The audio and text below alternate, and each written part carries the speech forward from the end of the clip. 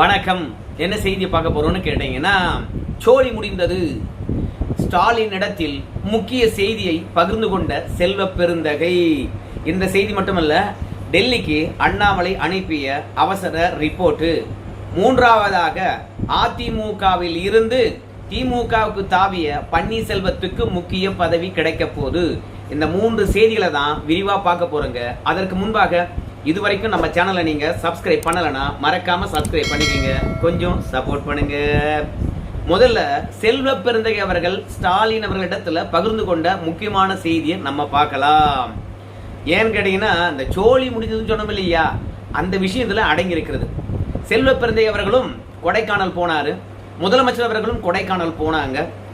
ஒரு காங்கிரஸ் கட்சியினுடைய மாநில தலைவராக இருந்து கொண்டு முதல்வர் கொடைக்கானல் போகின்ற பொழுது வாட்ச்மேன் மாதிரி பின்னாடியே பின்தொடர்கின்றாரு. எதுக்கு போனாரு அப்படின்ற விஷயம் எல்லாருக்கும் சந்தேகமா இருந்தது. ஆனா ஒரு நாள் கொடைக்கானல்ல இருந்த செல்வ பெருந்தகை மறுநாள் நம்ம முதலமைச்சர் கிட்ட அப்பாயின்மெண்ட் கேட்டு அதற்கு பிறகு போய் சந்தித்து இருக்கின்றார். அவர் சந்தித்து சொன்ன விஷயம் திமுகவினருக்கு பேர் அதிர்ச்சியாக இருந்தது. என்ன என்று பார்க்கின்ற பொழுது, ஸ்ரீபெரும்புத்தூர் தொகுதியில விடுதலை சிறுத்தை கட்சியினுடைய நிர்வாகிகளும் தொண்டர்களும் நம்முடைய செல்வ பெருந்தகை அவர்களுக்கு வேலை பார்க்கலையாம். தேமுதிக தொண்டர்களும் நிர்வாகிகளும் வேலை பார்க்கலையாம். அவங்கள வேலை பார்க்க கூடாது என்று சொல்லிட்டு விசிகாவினர் தடுத்து விட்டார்களாம். விசிகாவினர் ஏன் வேலை பார்க்கலன்னு கேட்டீங்கன்னா, செல்வ பெருந்தகை மீது இருக்கக்கூடிய காழ்ப்புணர்ச்சி அப்படின்னு செல்வ பெருந்தகை சொல்லியிருக்கின்றார். இது மட்டும் விட்டுட்டு இருந்தா பரவாயில்ல, திமுக காரங்க கூட வேலை பார்க்கல அப்படின்னு சொல்லியிருக்கின்றார்.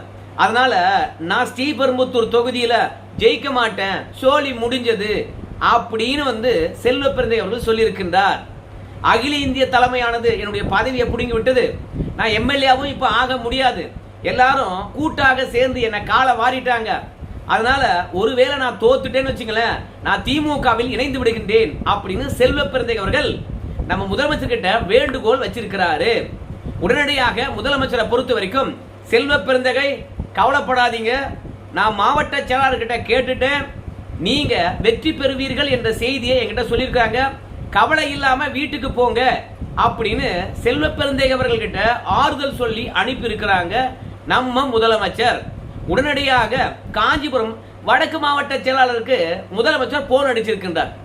என்னையா இது, செல்வ பெருந்தகைக்கு தேமுதிக தொண்டர்களும் நிர்வாகிகளும் வேலை பார்க்கல, விசிக தொண்டர்களும் நிர்வாகிகளும் வேலை பார்க்கலையாமே, ஒருங்கிணைக்க வேண்டிய நம்ம கட்சிக்காரங்க என்ன பண்ணீங்க, நீங்களும் நம்முடைய செல்வ பெருந்தகைக்காக வேலை பார்க்கலன்னு சொல்லிட்டு குறைப்பட்டு கொண்டாரு. நாம் என்ன சொன்னோம், நாம மட்டும் வெற்றி பெற்றால் போதாது, கூட்டணி கட்சிகளும் வெற்றி பெற வேண்டும். இந்த தேர்தல் நமக்கு வாழ்வா சாவா தேர்தல். விஜய் வந்திருக்கிறான், கூட்டணியும் வெற்றி பெற்றால் தான் நாம் ஆட்சி அமைக்க முடியும், நமக்கு தனிப்பெரும்பான்மை கிடைக்காது என்று எல்லோரிடத்திலும் நான் சொல்லி இருந்த போதும் நீங்க செல்வ பெருந்தகைக்கு வேலை செய்யல என்கின்ற போது எனக்கு வருத்தமா இருக்கிறது அப்படின்னு கடிந்து கொண்டாராம். அதுக்கப்புறம் தான் திமுகவுடைய மாவட்ட செயலாளர் உண்மையை போட்டு உடைச்சாராம். செல்வ பெருந்தகை அவருடைய சித்து வேலையை அப்பதான் முதலமைச்சருக்கே தெரிந்ததாம். காங்கிரஸ் கட்சிக்கு 28 தொகுதிகள் கொடுத்தாங்க, கூடவே கட்டுக்கட்டாக பணம் கொடுத்தாங்க. இந்த 28 தொகுதிகளுக்கு மட்டும் இல்லாம அசாம் தேர்தலுக்கும் திமுக பணம் கொடுத்தது காங்கிரசுக்கு, உங்க எல்லாருக்குமே தெரியும். ஆனால் செல்வ பெருந்தகையை பொறுத்த வரைக்கும் காங்கிரஸ் வேட்பாளர்களுக்கு திமுக தந்த பணத்தை சரியா பிரித்து கொடுக்கவில்லையாமே. வேட்பாளர்களை பொறுத்த வரைக்கும் சீட்டு கிடைச்சதே பெரிய விஷயம், நாங்க பாத்துக்கிறேனே அப்படின்னு சொல்லிட்டு திமுக தந்த தொகையில பாதி தான் பிரிச்சு கொடுத்தாராம், மீதி பாதிய அவரே வச்சுக்கிட்டாராம். வேட்பாளர்கிட்ட இத முதல்ல செலவு பண்ணுங்க, பிறகு என்கிட்ட வாங்கிக்கங்க அப்படின்னு வேட்பாளர்கிட்ட சொல்லி அனுப்பினாங்களாம். அதான் நம்ம ஏற்கனவே சொன்னோமே, வேட்பாளர்களை பொறுத்த வரைக்கும் சீட்டு கிடைச்சா போதும், நாங்களே பார்த்துக்கிறோம் அப்படின்னு சொன்னதனால மீதி இருக்கின்ற தொகையை வேட்பாளர்களை யாரும் கேட்கவே இல்லையாம். நம்ம செல்வ பெருந்தகை அவர்கள் ஆட்டைய போட்டு இருக்கிறாரு. அது மட்டும் இல்ல, செல்வ பெருந்தகையை பொறுத்த வரைக்கும் 27 சீட்டை வித்துட்டு இருக்காரு. ஏன் வித்தாரு உங்க எல்லாருக்கும் தெரியும். காங்கிரஸ் கட்சியினுடைய தலைவராக இவர் மீண்டும் வரவும் போறதில்ல, தொடரவும் போறதில்ல. அதனால இந்த வாய்ப்பை சரியா பயன்படுத்திக்கணும் என்பதனால யார் யாருக்கெல்லாம் சீட்டு வேணுமோ அவங்கெல்லாம் இந்த அமௌண்ட்டை கொடுங்க, அகில இந்த தலைமை கேக்குது அப்படின்னு சொல்லி போட்டு நேரடியாக ஒவ்வொரு சீட்டுக்கும் விலை பேசி வித்திருக்கின்றாராம். சோ மொத்தத்துல வேட்பாளருக்கு 2 சுமைய தலையில இறக்கி இருக்கிறாரு நம்முடைய செல்வ பெருந்தகை. ஒன்று திமுக கொடுத்த ஒட்டுமொத்த பணத்தையும் கொடுத்துருக்கணும். அப்போ வேட்பாளர்களுக்கு கூடுதல் செலவு இருந்திருக்காது. ரெண்டாவது, வேட்பாளர்கிட்ட வந்து பார்த்தீங்கன்னா பணம் வாங்கிக்கின்னு வந்து சீட்டை வித்திருக்க கூடாது. பணம் வாங்கிக்கின்னு வேட்பாளருக்கு சீட்டை வித்து போட்டாரு. ஸோ வேட்பாளரை பொறுத்த வரைக்கும் செல்வ பெருந்தகைக்கும் பணம் கொடுத்து திமுக கொடுத்த பணத்தையும் கொடுக்காம நிறுத்திட்டு களத்தில் மக்களுக்கு எவ்வளவு கொடுத்துருப்பாங்க? ரெண்டாவது, மற்ற கட்சிக்காரங்க வேலை செய்து வருகின்ற போது அவங்களுக்கு என்ன செலவு பண்ணுவாங்க? அதனால செல்வ பெருந்தகையை பொறுத்த வரைக்கும் அவர் தொகுதியில் மட்டுமல்ல பிற வேட்பாளர்கள் தொகுதியிலும் செலவு பண்றதுக்கான பணத்தை நிறுத்திட்டாரு. அதனால காங்கிரஸ் கட்சியில் இருக்கிறவங்க யாரும் வெற்றி பெறுவது சந்தேகம் தான் அப்படின்னு காஞ்சிபுரம் வடக்கு மாவட்ட செயலாளர் நம்ம முதலமைச்சர் கிட்ட புட்டு வச்சிருக்கின்றார். செல்வ பெருந்தகை வந்து அவர் தொகுதிக்கும் 10 பைசா கொடுக்கலையாம். ஆனா செல்வ பெருந்தகை அவர்கள் கண்ணை எப்படி கசிக்கிட்டு போயிருக்காரு. ஏங்க, நான் காங்கிரஸ் கட்சியினுடைய மாநில தலைவராக இருக்கிறேங்க. அதனால 27 வேட்பாளர்களுக்கும் நான் தாங்க போய் பிரச்சாரம் பண்ணிட்டு வரணும். அதனால என் தொகுதியில நான் பிரச்சாரம் பண்ண முடியாத ஒரு சூழ்நிலைங்க.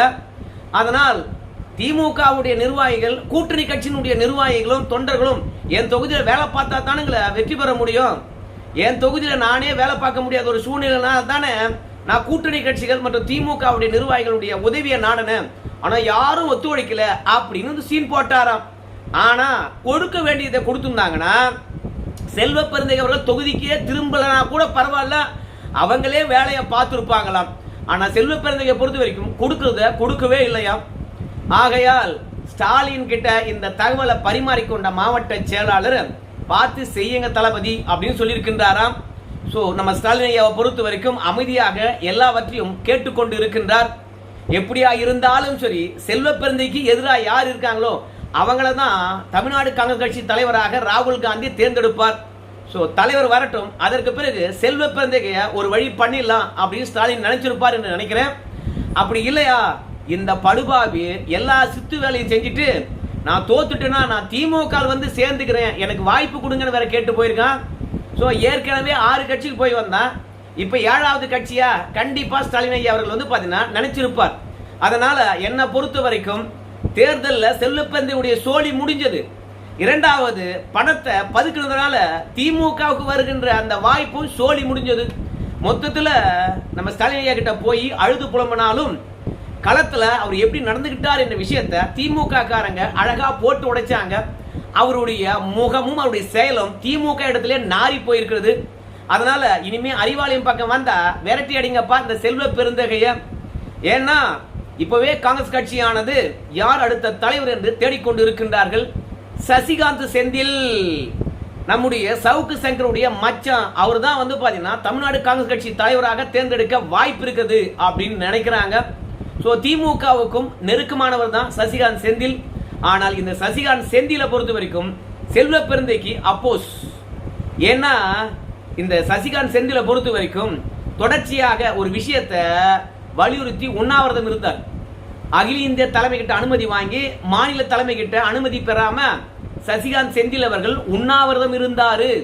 ஸோ அந்த தருணத்தில் நம்முடைய செல்வ பெருந்தகை போய் திமுகவுடைய அழுத்தத்தின் காரணமாக அந்த உண்ணாவிரதத்தை முடிச்சு வச்சார். ஸோ அன்றையிலிருந்து செல்வ பெருந்தைக்கும் சசிகாந்த் செந்திலுக்கும் ஆகவே ஆகாது. ஒரே சமூகமாகவே இருந்தாலும் இவங்க 2 பேரும் எலியும் பூனையும் மாறிதான். அதனால சசிகாந்த் செந்தில் வந்தாருன்னா செல்வ பெருந்தகையை விசாரிக்க வேண்டும் என்று திமுக அழகா உத்தரவிடும். அந்த தருணத்தில் செல்வ பெருந்தகை எங்க போகணுமோ அங்க போவார் என்பதுதான் திமுகவுடைய திட்டமா இருக்குது. திமுக காரனே அனைவர்கிட்ட இருந்தும் புடுங்குவான். ஆனா அவங்கிட்ட இருந்தே இந்த செல்வ பெருந்தகை புடுங்கிருக்கானா திமுக காரன் சும்மா விடுவானா? பொறுத்து வந்து பார்ப்போம். இரண்டாவது, டெல்லிக்கு அவசர ரிப்போர்ட்டை அனுப்பிய அண்ணாமலை. ஆமாங்க, நம்முடைய பியூஷ் கோயல் அவர்கள் வந்து அண்ணாமலை கிட்ட வந்து தமிழகத்துல எத்தனை பேர் ஜெயிப்பாங்க அப்படின்னு சொல்லியிருக்கிறாங்க. ஒரு நிமிஷம் போனை கட் பண்ணுங்க, நான் உங்களுக்கு ரிப்போர்ட் அனுப்புறேன் அப்படின்னு அண்ணாமலை சொன்னாரா. உடனடியாக அண்ணாமலை வச்சிருக்கக்கூடிய வார் ரூமுக்கு போன் பண்ணி யார் வெற்றி பெறுவார்கள், மொத்தமாக எத்தனை கேண்டிடேட்டு அப்படின்னு சொல்லிட்டு கேட்டிருக்காங்க. அண்ணாமலைக்கு வார் ரூம்ல இருந்து வந்த பதில் 3 பேர் தான் வெற்றி பெறுவார்கள் அப்படின்னு சொல்லியிருக்கிறாங்க.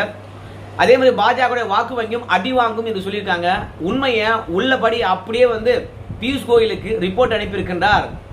அதாவது பாஜகவுடைய செயல்பாடுகள் எந்த அளவுக்கு இருக்குது என்பதை பற்றி அண்ணாமலையுடைய வார் ரூம் நொடிப்பொழுது ஒவ்வொரு நொடிப்பொழுதும் வந்து பார்த்தீங்கன்னா கணக்கிட்டு வைத்திருக்கு. அதனால அவங்க சொன்னா சரியா இருக்குன்னு சொல்லிட்டு அண்ணாமலையுடைய வார் ரூம் கிட்ட கேட்டு அண்ணாமலை அவர்கள் டெல்லிக்கு ரிப்போர்ட் அனுப்பியிருக்கின்றார். 3 பேர் தான் ஜெயிப்பாங்க அப்படின்னு சொல்லிட்டு.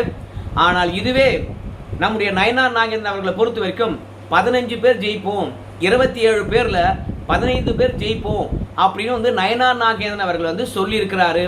ஆனா ஆக்சுவலா அண்ணாமலை சொல்றதுதான் சரியா இருக்கும். ஏன்னா புள்ளி விவரங்களுடன் வந்து பாத்தீங்கன்னா எல்லாவற்றையும் சார்ட் போட்டு கொடுத்திருக்கிறார். அதனால பாஜக வந்து இந்த தேர்தலில் சரியா வேலை பார்க்கல என்பது அண்ணாமலை தந்த ரிப்போர்ட் மூலமாக தெரிகிறது. இரண்டாவது 2029 தேர்தலுக்குள்ளாக தமிழ்நாடு பாஜகவில் வந்து ஆக்டிவா இருக்கிறவங்களை மட்டும்தான் இனிமே வந்து பொறுப்புல போடணும். சும்மா கடந்த காலத்துல கட்சிக்கு உழைச்சாரு, மக்களிடையே செல்வாக்கு பெற்றவர் அப்படின்னு பார்த்து நாம நிர்வாகியா போட்டது தப்பா போச்சு அப்படின்ற ஒரே எண்ணத்தினால இப்போ பியூஷ் கோயல் அவர்களை பொறுத்த வரைக்கும் அண்ணாமலைய மீண்டும் தலைவராக்க போறோம் அப்படின்ற விஷயத்த சூசகமா தெரிவித்திருக்கின்றார். அதுக்கு உங்களுக்கு ஏத்த ஒரு டீமை உருவாக்குங்க அப்படின்னு சொல்லியிருக்கிறாங்களாம். அதனால வார் ரூம் கிட்ட சொல்லி தமிழ்நாடு முழுவதும் அண்ணாமலைக்கு ஏத்த நிர்வாகிகளும் செயல்பாட்டாளர்களும் செயல் வீரர்களையும் தேர்வு செய்ய சொல்லியிருக்கின்றாராம். விரைவில் அண்ணாமலை தலைவராகலாம்.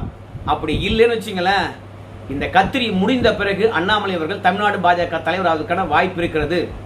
ஆனால் ஒரு கண்டிஷன், அண்ணாமலை தந்த ரிப்போர்ட் இந்த தேர்தலில் உறுதியாக்கணும். 3 பேர் தான் ஜெயிப்பாங்கன்னு சொன்னாங்கல்ல, அந்த 3 பேர் தான் ஜெயிக்கணும். ஒருவேளை நயனார் நாகேந்திரன் சொன்ன மாதிரி 15 பேர் ஜெயிச்சிட்டாங்கன்னா அதுக்கப்புறம் அண்ணாமலை அவர்கள் அரசியல் களத்திலே இல்லை, வேற ஏதோ ஒரு ஞாபகத்தில் இருக்கின்றார். அவருக்காக நாம தனியா ஹெலிகாப்டர்லாம் ஏற்பாடு பண்ணி தமிழ்நாடு முழுவதும் பிரச்சாரம் பண்ணுன்னு சொன்னோமே, களமே தெரியாதவருக்கு ஹெலிகாப்டரை ஏற்பாடு பண்ணி தந்தமா அப்படின்ற ஒரு சந்தேகம் வந்துடும் பியூஷ் கோயலுக்கும் மோடிக்கும் அமித்ஷாவுக்கும். களத்தில் அண்ணாமலை சொன்னது நிறைவேற போதா இல்லை நினைவாக போதா என்னன்றதை பொறுத்துந்து பார்க்கலாம். அதுக்கப்புறம் நம்முடைய பன்னீர்செல்வம் அவர்கள் வந்து அதிமுக வந்து திமுக போயிருக்காரு. அவர் ஜெயிச்சிருவார்ன்றது எல்லாருக்குமே தெரியும். அவர் ஜெயிச்சிட்டாருன்னா அவருக்கு அமைச்சர் பதவி கொடுத்தோம்னா அந்த பகுதியில் இருக்கவங்க கோயிச்சுக்குவாங்க. அதனால முதலமைச்சராக இருந்த மனுஷனை அமைச்சராக்கி திமுகவுடைய சட்டமன்ற உறுப்பினருக்கு பக்கத்தில் உட்கார வைக்க முடியாது. அதனால் அவரை சபாநாயகர் ஆக்கிடலாம் அப்படின்னு முதலமைச்சர் வந்து பார்த்தீங்கன்னா யோசனை பண்ணியிருக்கின்றாராம். உங்கள் எல்லாருக்கும் தெரியும், கருத்து கணிப்புகள் வெளிவந்த பிறகு முக்கிய ஆலோசனை நடத்தினார் நம்ம முதலமைச்சர். அன்றைக்கே வந்து பன்னீர்செல்வத்தை தொடர்பு கொண்டு நாம தான் வெற்றி பெறுவோம், கவலைப்படாதீங்க, உங்களுக்கு சபாநாயகர் பதவி நிச்சயம் உண்டு அப்படின்னு சொன்னாங்களாம். தளபதி நான் எம்எல்ஏவாக கூட இருந்து வேலை பார்ப்பேன், எனக்கு ஒன்றும் பிரச்சனை கிடையாது, நான் அனுபவிக்காத பதவியே இல்லை, ஆனால் என் பையனுக்கு ஏதாவது ஒரு வழி பண்ணுங்க அப்படின்னு வந்து நம்முடைய பன்னீர்செல்வம் அவர்கள் முதலமைச்சர்கிட்ட கேட்டாங்களாம். கவலைப்படாதியா, இந்த தேர்தல் முடிந்த பிறகு ஜூன் மாதம் மேலவை எம்பி தேர்தல் நடைபெற போது அந்த மேலவை எம்பி தேர்தலில் நாங்கள் உங்கள் பையனை செலக்ட் பண்ணி அனுப்புகிறோம், நீ கவலைப்படாத, அவனுக்கான வாய்ப்பு நிச்சயமாக கிடைக்கும் அப்படின்னு சொல்லிட்டாங்க. ஏன்னா பன்னீர்செல்வத்துடைய பையனை மேலவை எம்பியாக தான் அனுப்ப முடியும், ஏதாவது ஒரு தொகுதியில் கொண்டு போய் அவரை திணிக்க முடியாது. ஏற்கனவே அங்கே தங்க தமிழ்ச்செல்வன் இருக்கிறார், அதனால யாருடனும் போட்டிக்கு மல்லு கட்ட முடியாது. நம்ம பன்னீர்செல்வத்தினுடைய பையன் அங்கே களத்தில் இறக்கி, அதனால மேலவை எம்பியான ஆக்கிற நீ கவலைப்படாதியா, உன்னை சபாநாயகராகவும் ஆக்கிற நீ கவலைப்படாது அப்படின்னு உறுதியளித்திருக்கின்றார்களாம். அதாவது ஓடுறவனுக்கு 9ல் குருன்னு சொன்னாங்கல்ல, அந்த மாதிரி பன்னீர்செல்வத்துக்கு திமுகவுக்கு போனாலும் அங்கேயும் குரு இருக்காம போல இருக்குது, உச்சபட்ச பதவி கிடைக்கிறது. அதிமுகவில் இருக்கிற வரைக்கும் உண்மையா உழைச்சவனுக்கு வந்து பார்த்தீங்கன்னா உயர்வு பதவி கிடைப்பது சந்தேகமா இருந்தது. ஆனால் சில பேருக்கு கால் பிடித்து விட்டு ஜால்ரா போட்டு ஓம மாதிரி தன்னை காட்டிக்கிட்டு நீலிக்கண்ணீர் வழித்து எல்லா பதவி சுகத்தையும் பெற்றவர் பன்னீர்செல்வம். கடைசியில் திமுகவுக்கு போன பிறகும் கூட அந்த ஆளுக்கு உச்சபட்ச பதவி என்கின்ற போது நமக்கு கொஞ்சம் வருத்தமாகத்தான் இருக்குது. இதெல்லாம் திமுக ஜெயிச்சாதான், ஆனால் ஜெயிக்குமா என்பது சந்தேகம் தான். பொறுத்து வந்து பார்ப்போம் என்ன நடக்க போகுதுன்னு சொல்லிட்டு. நன்றி.